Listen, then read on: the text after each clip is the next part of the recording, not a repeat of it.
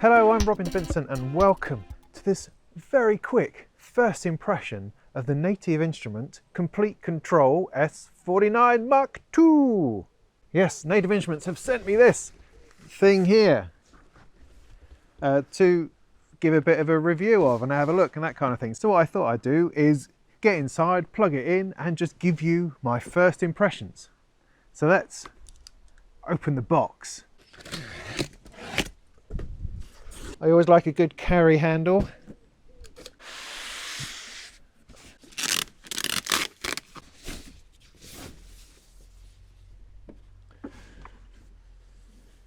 And there she blows.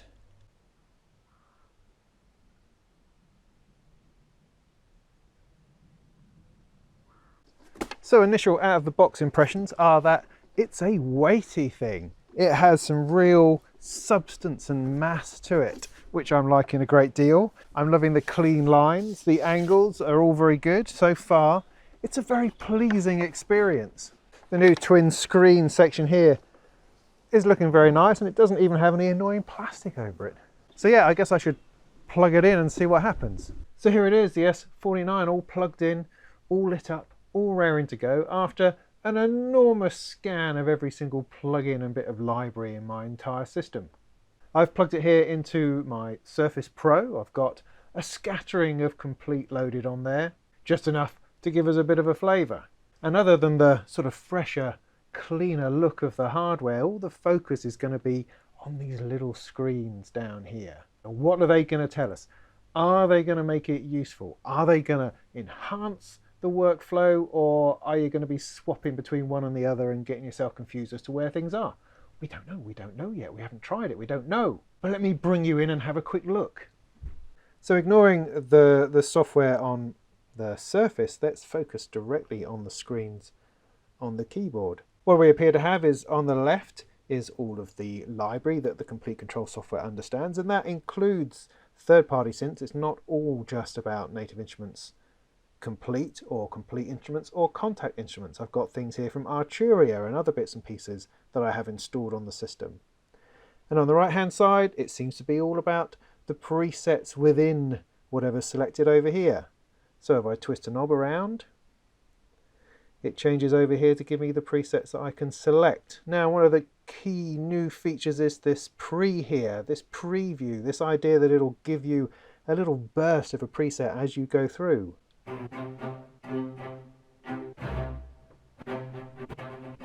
Like so.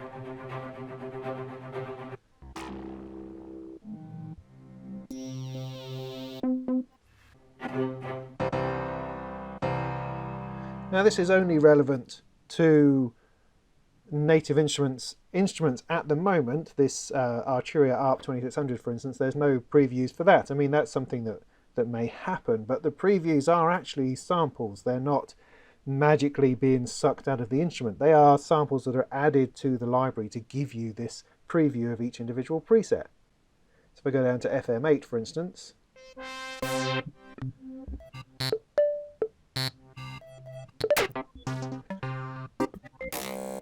it's a fabulous thing, but it's a little bit like you know, browsing radio stations I suppose.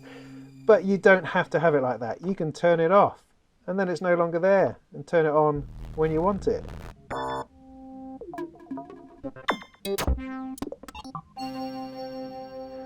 And when you've found the preset you want, hit load.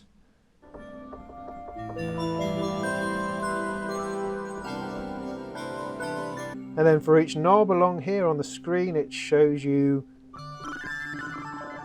what it's controlling.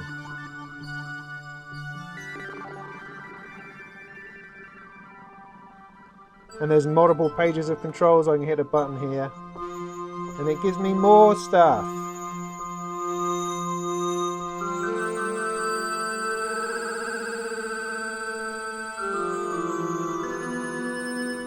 Go back to my browser. Oops. I'm always hitting that first knob, and that first knob is really annoying because it changes the category and that can sometimes reset what you're looking through. So it's the second knob is what I find more useful.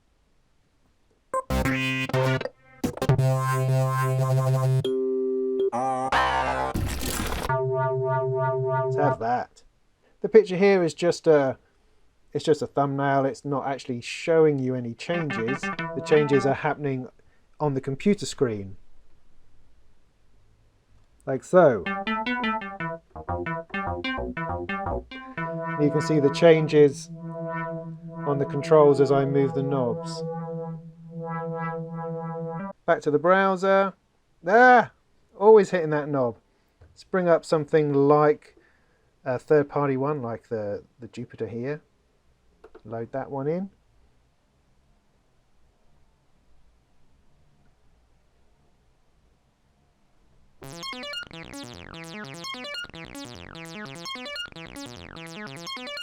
I'm going to go to the arpeggiator. Put that on hold.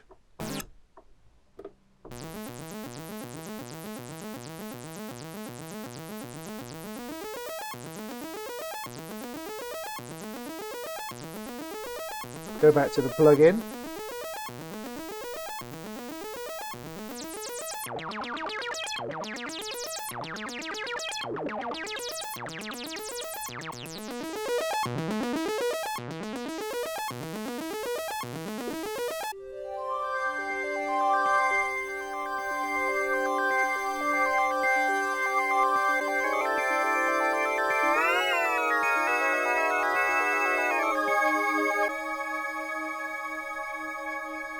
Oh, have I done that once? I've done that 1,000 times.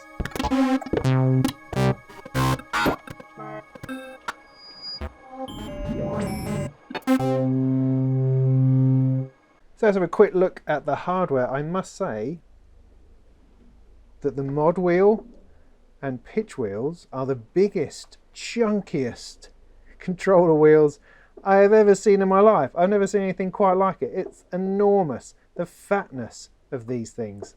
I don't know whether that was deliberate, because everyone was moaning about the fact that the previous version didn't have them and only had these controller type strips. I don't know, but they went to town and they have produced these massive wheels here, so you definitely know you've got a pair of those. Do have these lights on the keys. I haven't worked out how you use them or what they're for yet. I know they're supposed to change to reflect various things. I know when you put the arpeggiator on, they do show the notes that are being played.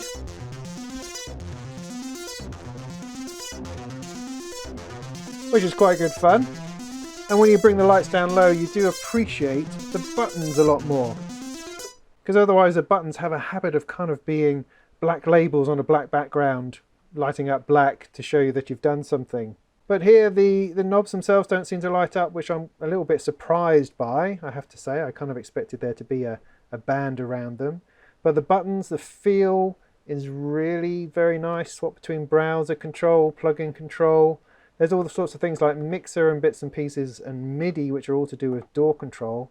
As you've got over here, you've got transport controls as well, which I have not got into whatsoever as yet. You've got stop, start, tempo, preset, pages forwards and backwards. A whole bunch of buttons there. I have no idea what they do. And you've got these selected buttons at the top which refer to things that come up on the screen. So there you have it. There's my whistle-stop tour of the new Kontrol S49. There's a lot of stuff to get into here. There's a lot more detail than I imagined, actually. And I've got a lot to say about these different screens and how they work and how they relate to that. And there's things that I need to learn. I don't know what half these buttons do yet, or how they relate to each other, which plugins get to be shown, which ones don't. I don't know. How do you access other third-party plugins that aren't in the list? How do you get to those? I don't know. What about the screen size? I don't know. And does my workflow get pulled into here or pulled up to here? I don't know.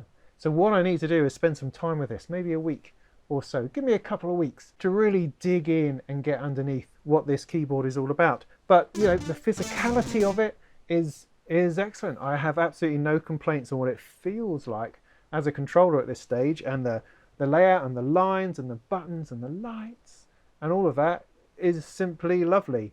The integration with the software is interesting, and it's not necessarily immediately intuitive, and I think it takes a little bit of grasping before you are flowing naturally from one thing into another. But I get the feeling that once I get the hang of where the knobs and bits and pieces are and what they refer to, then I'm going to be skipping about in no time at all. I mean, what I already love is the fact that I have a way of accessing all of the Native Instruments sounds without having to load individual synths in some kind of standalone mode. Because normally if I want to play with Massive, I would load up Massive. If I want to play with Contact, I would load up Contact and then go through all that rigmarole. Whereas the software, the Komplete Kontrol software, and the keyboard with the controls on brings all of that together, so it just becomes one big huge super synth that you can browse through. And those previews, I think they're excellent, because otherwise you're just faced with a great big list of text, as you nearly always do, and you have to load up individual sounds and then try them out and then try another one. This little preview thing, which is a simple sample based sort of fudge really, is actually extraordinarily useful, and I'm already liking that a great deal. So that was my very quick first impression of the Kontrol S49. I'm going to spend a couple of weeks playing with it, and I'll get back to you with a full, in-depth Molten music technology review. You'll not find another review like the sort of review that I will do. It'll be the good, the bad, the ugly, the horrible, and the fantastic will all be laid bare for you to see and to witness and to experience. So should you buy one of these for yourselves, for your own controlling and navigational experiences? Too soon to say. You better stay tuned and look out for my full review coming soon. And in the meantime, go and make some tunes.